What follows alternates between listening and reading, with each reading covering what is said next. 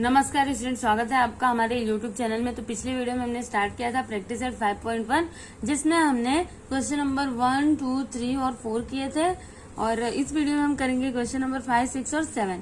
तो देखिए यहाँ पर क्वेश्चन नंबर 5 इसमें क्या दिया है, diagonals of a parallelogram intersect each other at point O if AO is equal to 5, BO is equal to 12 and AB is equal to 13, then so that quadrilateral ABCD is a rhombus. देखिए यहाँ पर एक quadrilateral है जो कि क्या है, एक पैरेललोग्राम है, उसके डायगोनल्स इंटरसेक्ट कर रहे हैं एक दूसरे को किस पर, पॉइंट O पर। तो देखिए हमने यहाँ पर ये क्वाड्रिलेटरल बनाया हुआ है ABCD, जो कि एक पैरेललोग्राम है और इसके जो डायगोनल्स है वो इंटरसेक्ट कर रहे हैं पॉइंट O पर। ठीक है, इतना हो गया। उसके बाद देखिए यहाँ पर क्या दिया है, AO इज इक्वल टू 5। तो हमने यहाँ पर लिखा है AO इज इक्वल टू, देखिए यहाँ पर 5 और BO है 12 और AB है 13। तो हमें यहाँ पर क्या शो करना है कि quadrilateral ABCD is a rhombus. ये हमें क्या करना है, प्रूफ। देखिए हम कैसे प्रूव करेंगे। जैसे हमें पैरेललोग्राम और रोम्बस की प्रॉपर्टी पता है। According to the property of parallelogram, क्या कहती है पैरेललोग्राम की प्रॉपर्टी कि diagonals of a parallelogram bisect each other. मतलब पैरेललोग्राम के जो डायगोनल्स होते हैं वो क्या करते हैं, एक दूसरे को बाइसेक्ट करते हैं। बाइसेक्ट करने का मतलब क्या हुआ कि AO जितना होगा उतना ही OC होगा और BO जितना होगा उतना ही OD होगा। मतलब ये क्या होंगे, इक्वल होंगे। ठीक है। और जो रोम्बस होता है इसकी प्रॉपर्टी क्या कहती है कि diagonals bisect each other and they are perpendicular to each other. मतलब जो डायगोनल्स होते हैं वो बाइसेक्ट तो करते हैं, लेकिन वो कैसे होते हैं, परपेंडिकुलर टू ईच अदर। मतलब एक दूसरे के कैसे होते हैं, परपेंडिकुलर होते हैं। जैसे अगर यहाँ पर 90 डिग्री का एंगल बन जाता है, that means this quadrilateral is a rhombus. Okay, तो यहाँ पर हम लिखेंगे इन ट्रायंगल AOB। यहाँ पे जो भी लेंथ दिया हुआ है ना उसको हम यहाँ पर लिख लेते हैं। तो AB है 13, BO है 12 एंड AO है 5। ठीक है। तो इस ट्रायंगल में ये जो साइड्स के लेंथ दिए हुए हैं, इसमें से जिस साइड का लेंथ ग्रेटर मतलब सबसे ज्यादा है, अगर उसका स्क्वायर इन दोनों के स्क्वायर के सम के इक्वल आ जाए तो फिर ये जो ट्रायंगल होगा ये क्या हो जाएगा, एक राइट एंगल ट्रायंगल हो जाएगा। तो यहाँ पर हम लिखते हैं AB square is equal to, क्या हो जाएगा यहाँ पर 13 का स्क्वायर। तो 13 का स्क्वायर कितना होता है, 169। ठीक है। फिर यहाँ पर हम लिखते हैं AO square plus BO square is equal to, AO कितना है 5, तो इसका स्क्वायर प्लस BO कितना है 12, तो 12 का स्क्वायर। 5 5 से 25 प्लस 12 का स्क्वायर क्या हो जाएगा 144। दोनों का ऐड किया तो 169। ये हो गया क्वेश्चन नंबर 1 और ये हो गया क्वेश्चन नंबर 2। ठीक है। तो यहाँ पर हम लिखते हैं from equation 1 and 2 by converse of Pythagoras theorem.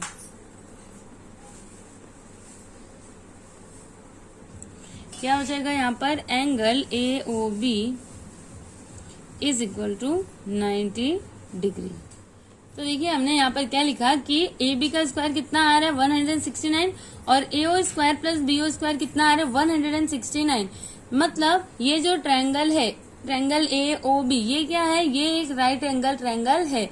तो bye converse of Pythagoras theorem, देखिए हमने पाइथागोरस थ्योरम पढ़ा हुआ है। पाइथागोरस थ्योरम क्या कहता है कि अगर कोई ट्रायंगल राइट एंगल ट्रायंगल है तो फिर वहां पे हाइपोटेन्यूज का स्क्वायर किसके इक्वल में होता है, जो अदर 2 साइड्स होते हैं उनके लेंथ के स्क्वायर के सम के इक्वल होता है।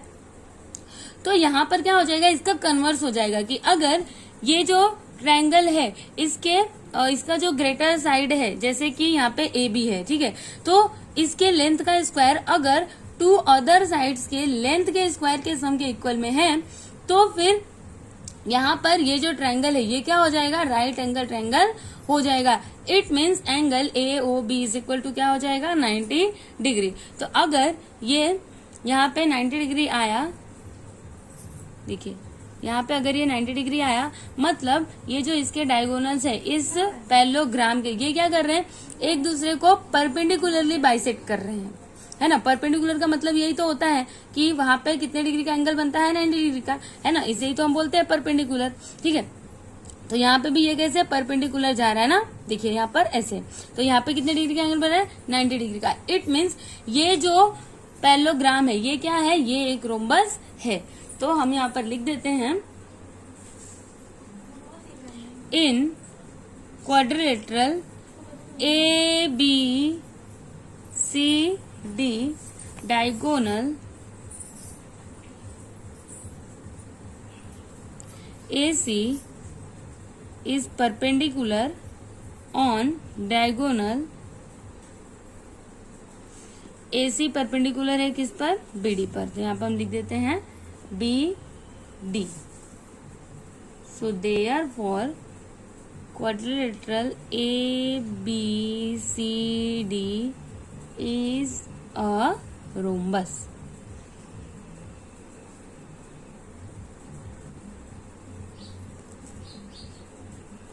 और इसका आप यहाँ पर रीजन लिख दीजिए कि पैरेललोग्राम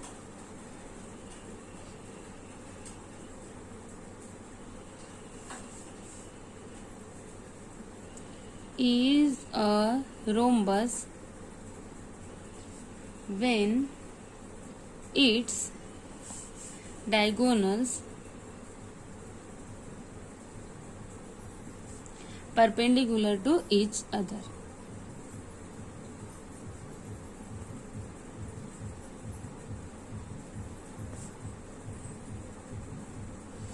ठीक है। तो यहाँ पर हमने क्वेश्चन नंबर 5 कंप्लीट किया। देखिए यहाँ पर हमें जो प्रूव करना था वो हमने कर दिया।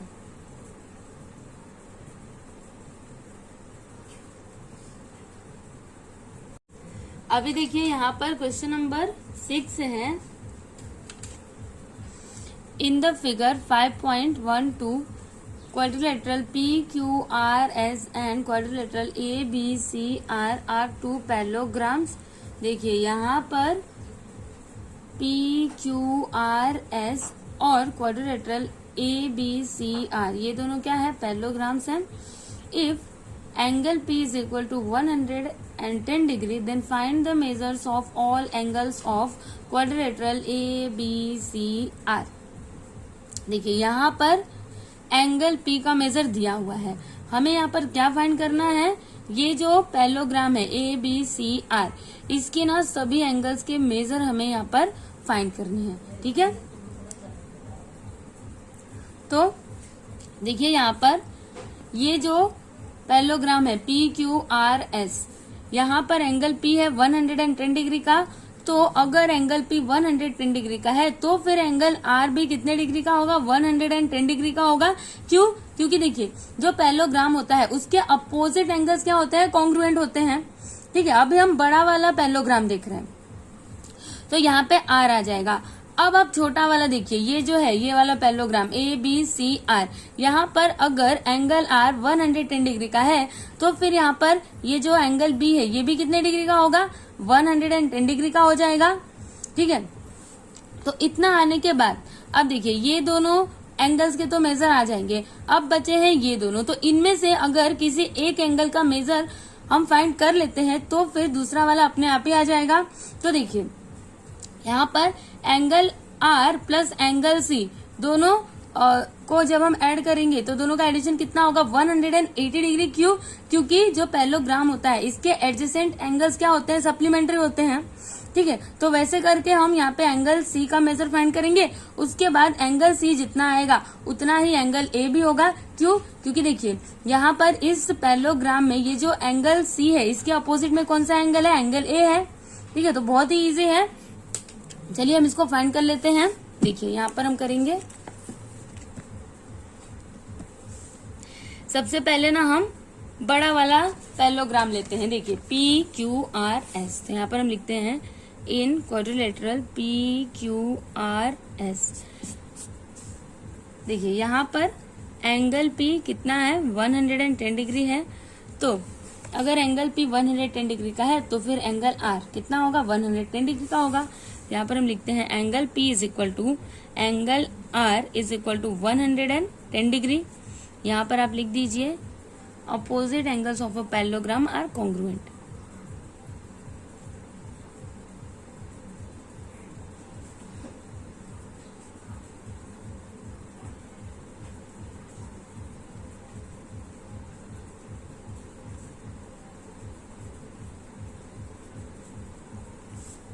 ये हो गया।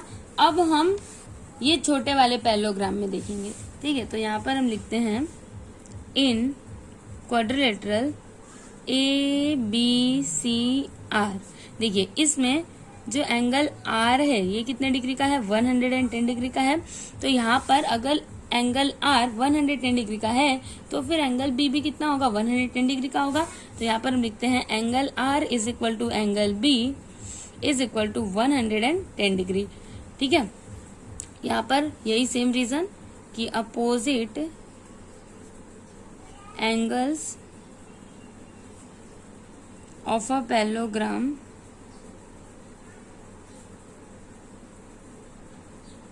आर कॉन्ग्रुएंट, ठीक है। अब देखिए यहाँ पर एंगल आर और बी आ गया। अब angle R plus angle C दोनों का एडिशन कितना होगा 180 डिग्री। वाई? क्योंकि देखिए यहाँ पर इस पैरेललोग्राम में ये दोनों एंगल्स क्या है एडजेसेंट एंगल्स हैं, इसलिए, ठीक है। तो यहाँ पर हम लिखते हैं कि angle R plus angle C is equal to 180 degree. इसका रीजन आप यहाँ पर लिख दीजिए adjacent angles of a parallelogram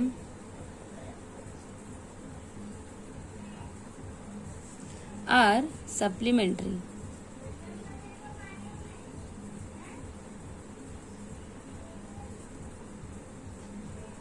ठीक है। तो यहाँ पर देखिए एंगल आर कितना है 110 डिग्री, तो यहाँ पर हम लिख देते हैं प्लस एंगल सी हमें नहीं पता तो उसको हम ऐसे रहने देते हैं, यहाँ पर 180 डिग्री। अब angle C is equal to 180 minus 110 minus करिए क्या आ गया यहाँ पर 70 डिग्री, ठीक है। तो देखिए यहाँ पर क्या क्या आ गया है, एंगल बी है 110 डिग्री, एंगल आर है 110 डिग्री, फिर यहाँ पर अभी अभी हमने फाइंड किया एंगल सी 70 डिग्री। तो अगर एंगल सी 70 डिग्री का है तो फिर ये जो एंगल ए है ये भी कितने डिग्री का होगा 70 डिग्री का होगा, क्योंकि यहाँ पर एंगल सी के अपोजिट में कौन सा एंगल है एंगल ए, ठीक है। तो हम यहाँ पर लिखते हैं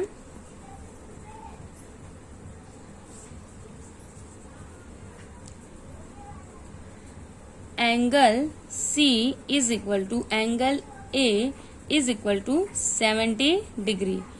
यहाँ पर आप इसका रीजन लिख दीजिए अपोजिट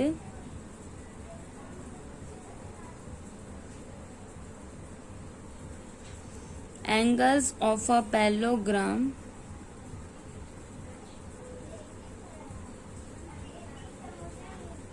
are congruent, ठीक है। तो देखिए यहाँ पर हमने इस पैरेललोग्राम में ये जो सभी एंगल्स है इन सभी के मेजर हमने फाइंड आउट कर लिए। एंगल ए है 70 डिग्री, एंगल बी है 110 डिग्री, फिर एंगल सी है 70 डिग्री और एंगल आर है 110 डिग्री, ठीक है। तो यहाँ पर क्वेश्चन नंबर 6 कंप्लीट हुआ। देखिए पूरा इसका solution.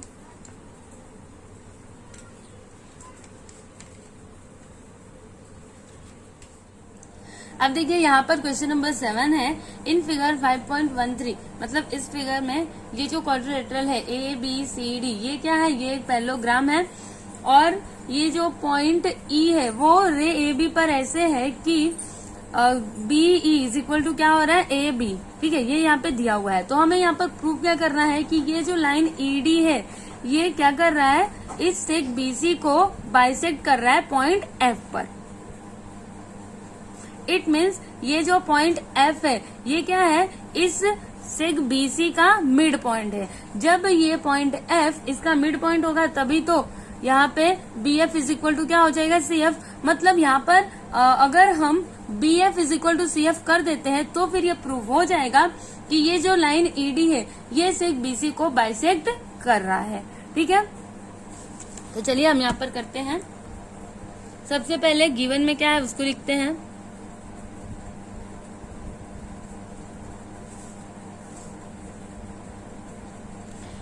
B E is equal to A B, ये क्या है, गिवन है। हमें यहाँ पर प्रूफ क्या करना है,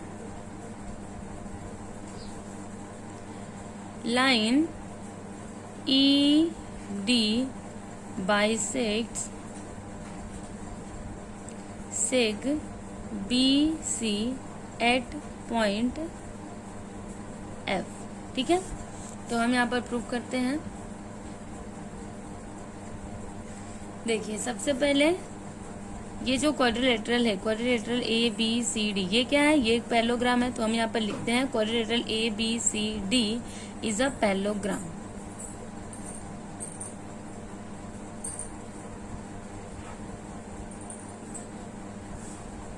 और अगर देखिए अगर ये क्वाड्रिलेटरल पैरेललोग्राम है तो फिर ए बी पैरेलल होगा किसके, डीसी के। तो हम यहाँ पर लिखते हैं A B parallel to D C. ठीक है, तो देखिए यहाँ पर ए बी के प्लेस पर हम बी लिख सकते हैं, क्योंकि देखिए बी इज इक्वल टू क्या है, ए बी है। तो हम यहाँ पर लिख देते हैं कि B E parallel to D C. और यहाँ पर बी सी क्या हो जाएगा, ट्रांसवर्सल हो जाएगा। तो यहाँ पर हम लिखते हैं and seg B C is a transversal. देखिए यहाँ पर हमने क्या लिखा कि B parallel to D C और ये जो सेग बी सी है ये क्या है, ट्रांसवर्सल है।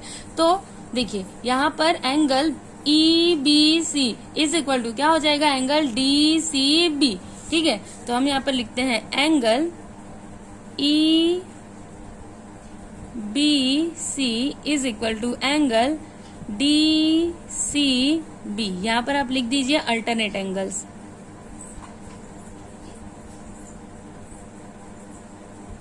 तो इसको आप ऐसे भी तो लिख सकते हैं ना कि angle E B F is equal to angle D C F. तो हम यहाँ पर लिख देते हैं angle E B F is equal to angle D C F. ठीक है, ये हो जाएगा इक्वेशन नंबर 1। उसके बाद देखिए यहाँ पर गिवन में क्या है कि B E is equal to A B, ये क्या है, गिवन है। तो आप यहाँ पर लिख दीजिए गिवन, ये हो जाएगा इक्वेशन नंबर 2। अब देखिए यहाँ पर ये जो क्वाड्रिलेटरल है ए बी सी डी, ये क्या है, ये एक पैरेललोग्राम है।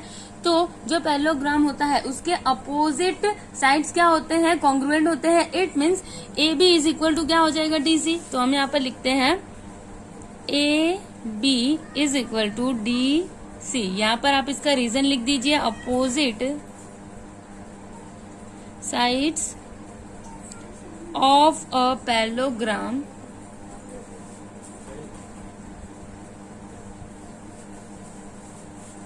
Are congruent. तो देखिए यहाँ पर ए बी के प्लेस पर हम बी भी लिख सकते हैं, क्योंकि देखिए बी इज इक्वल टू क्या है, ए बी। तो हम यहाँ पर लिख देते हैं B E is equal to D C. यहाँ पर आप लिख दीजिए फ्रॉम इक्वेशन 2।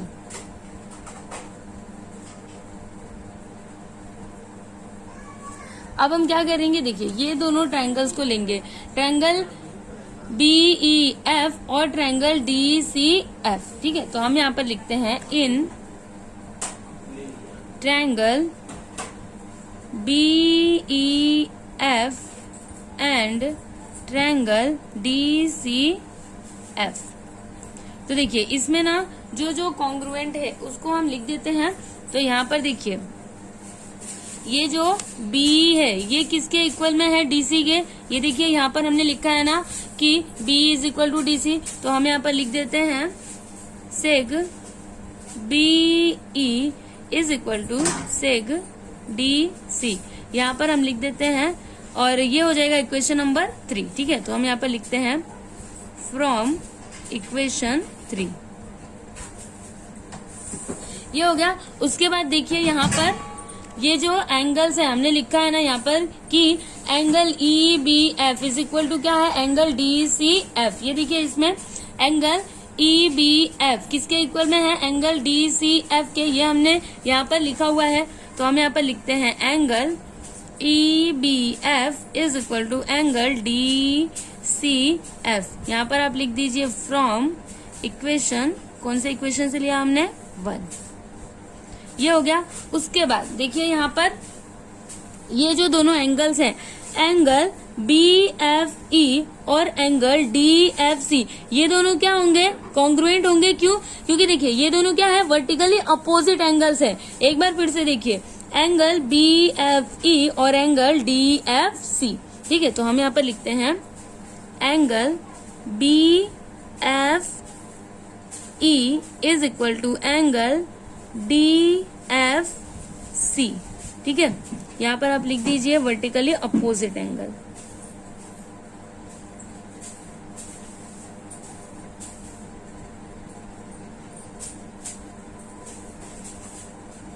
ठीक है, तो देखिए ये जो दोनों ट्रायंगल्स हैं, ट्रायंगल BEF और ट्रायंगल DCF, ये दोनों क्या हो जाएंगे, कॉन्ग्रुएंट हो जाएंगे बाई SAA टेस्ट। तो हम यहाँ पर लिख देते हैं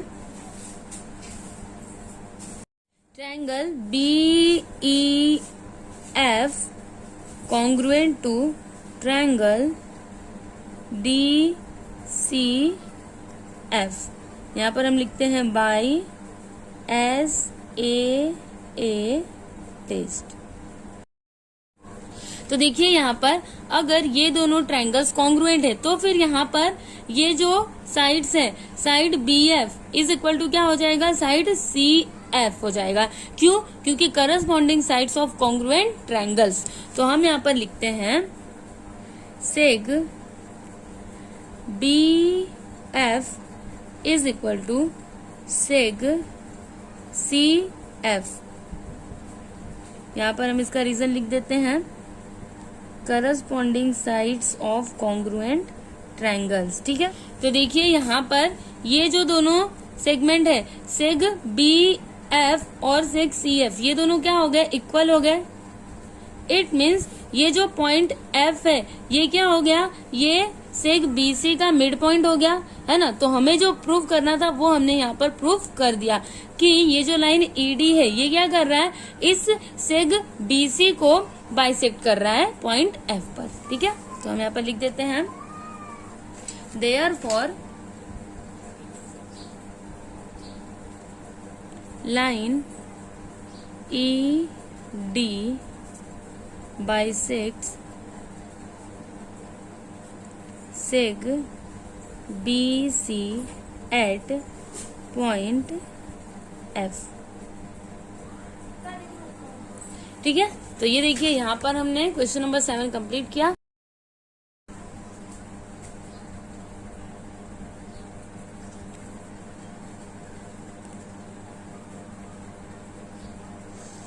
तो यहाँ पर हमने प्रैक्टिस सेट 5.1 कंप्लीट किया। और अगर आपको इसका PDF फाइल चाहिए तो आप डिस्क्रिप्शन में दिए गए लिंक पर क्लिक करें। आपको ये वीडियो कैसा लगा आप प्लीज हमें कमेंट करके जरूर बताइएगा। और अगर आपको हमारा ये वीडियो अच्छा लगा तो आप प्लीज हमारे वीडियो को लाइक कर दीजिएगा। Thank you.